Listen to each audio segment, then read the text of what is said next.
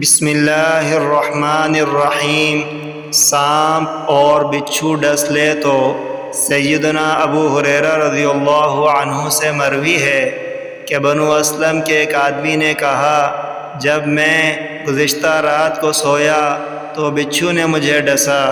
رسول اللہ صلی اللہ علیہ وآلہ وسلم نے فرمایا، اگر تو شام کو یہ دعا پڑھتا تو تجھے وہ نقصان نہ دیتا۔ وہ دعا یہ ہے، اعوذ بکلمات اللہ التامات من شر ما خلق۔ سہیل کہتے ہیں، جب ہم میں سے کوئی ڈسا جاتا تو میرے ابو اس سے پوچھتے، کیا وہ دعا پڑھی تھی؟ اگر وہ ہاں میں جواب دیتا تو یوں لگتا کہ میرے ابو کا یہ خیال ہوتا کہ یہ اس کو نقصان نہیں دے گا۔